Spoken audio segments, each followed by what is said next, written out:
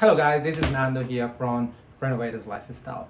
Today I just wanted to share with you some information about budgeting and how important it is for any kind of renovation. So I just want to talk a little bit of that sort of budgeting, how important it is in renovation and how crucial it is to make sure that you actually get a profit when you're renovating.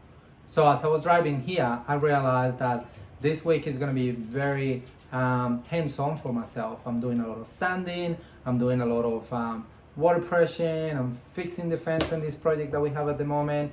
The next 3 days I'll be fixing this fence, replacing some palings, so a lot of physical labor that I put myself up to do, to be honest. And then I realized, well, wait a minute, why am I not paying someone to actually do this job?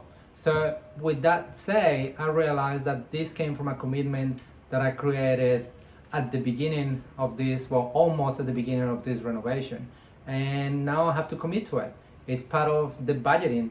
So when we did our budget right at the beginning, we decided that we weren't going to put a garage door or a roller door or any kind of garage in this property. Yet, during the first 2 weeks, we realized that it is kind of crucial to put a garage door so that it can give security to the house, it can give privacy, it can be more suitable for families with kids. At the same time, if it is a family that has a pet, having this garage, as you can see in the picture, having a garage door in there, it will create a lot of privacy, which it will open the quantity of buyers, the potential buyers that we can have. So with that said, when we talk with Sarah about it, we'd say, well, it's gonna cost maybe $600-800. So at the time I was like, yeah, I can probably get that money out of one of the traders, since I knew I'd leave some buffer there.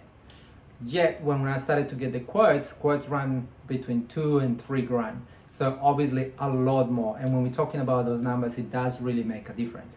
Talking to Sarah, we realized that we do need it. The property does need that kind of upgrade, if you want to see it like that. So it came to the conclusion that to have it, we will have to make some commitments or sacrifices, if you might want to see it like that. The first one is, within this budget, I actually put 2 grand to have some support on labor. That money was pretty much if I needed someone to come and help me paint, or someone to come and do the hard work of sanding or gardening, or any kind of labor that I require someone to give me a lift to install something. So I put around 2 grand in there for pretty much anyone to come and help me. At the same time, we, in every renovation, once it's done and it's ready for Sarah to do the styling, we get our professional cleaners. These guys are not the normal people who just come and dust. They actually work in this industry, and they make sure that anything in regards to painting, any kind of products leftovers from the renovation, they remove it and they leave it as smacky, pretty good condition. Now, we realized that to be able to get this garage door was going to cost us between 2 and 3 grand. So what we have to do, I have to sacrifice the 2 grand of the helper, and Sarah committed that she was going to do the cleaning for the property. If you're part of the community that we have in Facebook and Instagram, you will have realized that I'm actually doing that. Sarah's actually doing the cleaning. So budgeting, guys, it comes really to a crucial point and decision of making sure that you stick to your budget. Now, when do you start doing your budget? Budgets start from the first point that you decide you are going to see the property. Not when you over there will see in the property. I start my budgeting from the first time that I see the property, either on my phone or in the computer. I start looking straight away into, okay, perhaps this house requires a new roof because maybe the roof is made of asbestos. So I already know that that's gonna cost me, in an average 3 house, between 15 and 25 grand to replace that roof. Other than that, for example, you see pictures that the kitchen, like the picture that you see here, that kitchen was like, needed to go. Well, a new kitchen costs anything between 5 and 15 grand, depends on what sort of property we're talking about. So I already know I have to invest that money. In the pictures, you're also able to see the floors. You might decide that if it is carpet, you need to require to change it. Or perhaps you actually decide you wanted to rip off the carpet and work with the timbers that is in there. So that means that you need to polish it. That costs around 2 to 3 grand depending on the dimensions of the house. So you can really start budgeting before you even see to the house. Recall that when you at the property, you don't want to be really like digging into opening doors and all that sort of stuff. You do want to be very detailed, but at the same time, you don't want to have the real estate agent there for an hour or 2 hours. So you got to do these budgets and try to calculate how much is it going to cost before, like right from the first time you see the property in the computer or in your phone. So that's how I do it. So far, we've done renovations for around 5.5, 6 years. And I believe because we have done a really good budgeting system, we haven't lost any money. We have made profit in every single renovation that we have done. So we're pretty happy with that. It's really simple, guys. Like, it's just a spreadsheet and it just has really simple stuff. Like if the kitchen needs to be redone, fully redone. If the floors needs to be just replaced, or if they need to be just polished, if the lights needs to be replaced. Would I need an electrician? Would I need a plumber? So all these little things are, of course, at our level, we already know approximately how much it costs. But at the same time, guys, you can just make a phone call. If you see the house on the Saturday, which is in Australia, normally that's when we see properties. If you call on Monday, 3 or 4 trades, they should be able to tell you straight away approximately, a ballpark figure of how much could it cost. So guys, budgeting is very crucial when it comes to renovation, and more important is stick to that budget.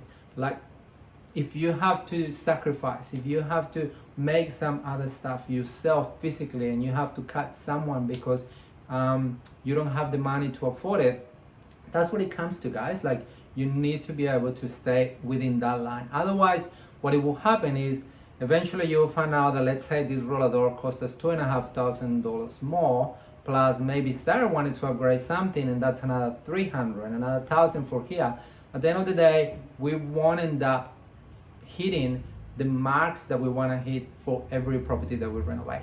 In a bigger picture, we do have a year budget that we want to achieve for all our renovations. So the more that we invest something that is not really required in the property, or that we just don't really allow, or that we don't work, or that we don't adapt to it, obviously the less profit that we're going to have at the end of the year.